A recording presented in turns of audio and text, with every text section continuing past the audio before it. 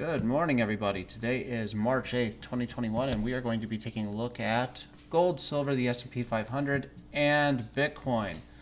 Gold is on its weekly 9, and what a crazy open we have had so far. Gold is crashing down hard. This is also on a daily 8, so we're going to be paying close attention to tomorrow. We may be on a bottom right now. We are in the oversold position on the daily. The weekly has a little bit more room to go to the downside. We are touching setup trend at this moment. I had a feeling that we were going to be about 3 candles. I didn't time out this arrow, actually, now that I'm looking at it. But it's impressive to see that it played out the way it did. And yep, and that's where I bounced it off of, was right there. And I thought for sure it would be at the end of this month that we'd be way down here. However, that doesn't mean that we may not still be down in this area by the end of this month. We are touching a previous support structure. If we crack below, and here's the key, if we close below 1670, then I am a bear. Like I have to reevaluate my time scale for how long I'm going to be bearish on gold. And that's going to set my targets down even further. All right, moving on to silver. Silver is also having a rough time of it. The precious metals market is dipping down quite hard. The rejection coming off this 7-period moving average on the daily is really telling that silver still has quite a bit of downside left to go. This 6 candle looked like it was a chance to get above, to close on this and this be a bottom. The only way that's going to happen at this moment is if this 7 can close above the wick of this 6 and make either a doji or some strong large green candle that basically takes up the majority of the top of this wick. Those are the only 2 options I see here. You're definitely going to need to be closing above the 6 if you want to reverse this market. Otherwise, I'm expecting more downside.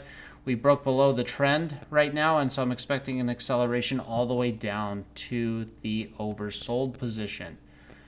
Where do I start getting concerned? Well, I mean, you see my green line right here. As soon as we close below this green line, and it looks like we're going to close a full candle below it at this moment, I become a raging bear in silver. And that doesn't make me very happy. I was very bullish on silver when I saw the breakout of what looked like a triangle. And now that we've broken back down into it, I'm still looking at the 22 area as a potential bottom. The S&P 500. The S&P 500 had a pretty rough week last week. However, it did close with an indecision doji candle. This week is not looking terrible. Let's see if we can close above the body of this 1 candle and maintain a green and get a green print. If we can maintain this, we only need to close 2 more candles in this area to reset the count.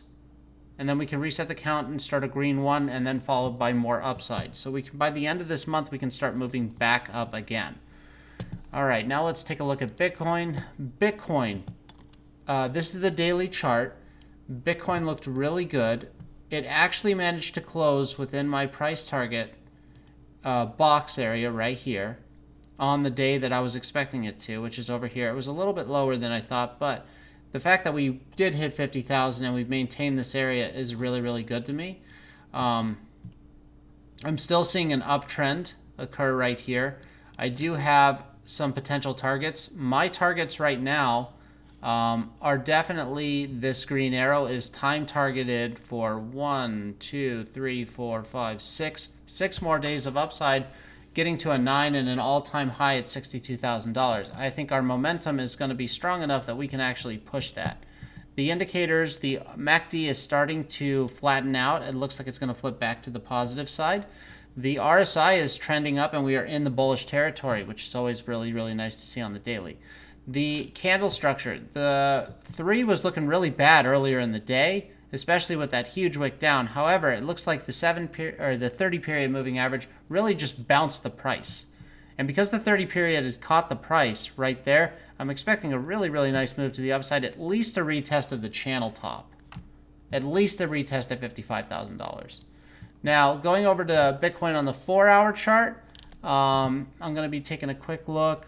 The only thing I see here is consolidation near the top right here.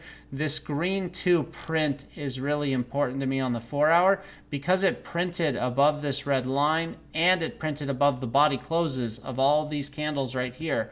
This is a very bullish signal to me. I like the fact that it's a green 2 going above a green 1, closing above all the previous candle closes in this consolidation pocket.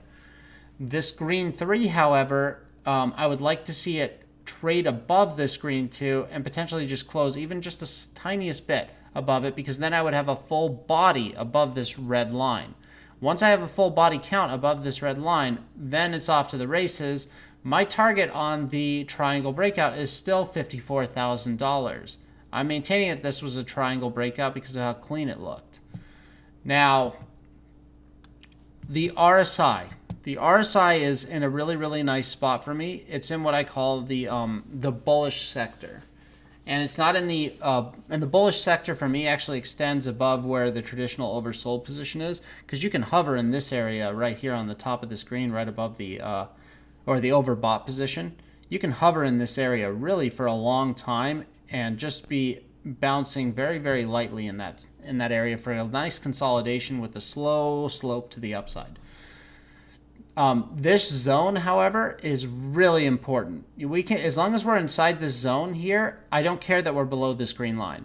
This green line becomes invalidated, I think, as soon as, for me, this green line will be invalidated as soon as we cross over into the dangerous overbought territory, which is my red zone.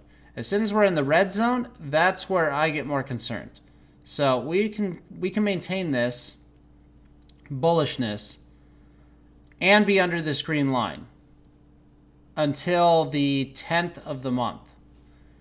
Am I thinking that that's going to happen? Well, potentially. We could have a nice consolidation area right here. I think we're looking really, really strong.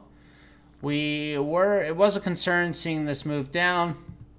The fact that we broke out of it and now we've traded sideways for a little bit on the 4-hour is really comforting, because that's consolidation. And the fact that we've been flirting with the $50,000 area with, closing slightly above it, wicking underneath it, closing slightly above it, getting rejected, closing slightly above it, getting rejected. But I think right now we've established that 50,000 is support. I think psychologically $50,000 has become support. And what I'm expecting now is a challenge of the all-time high sometime within the next 7 to 10 days.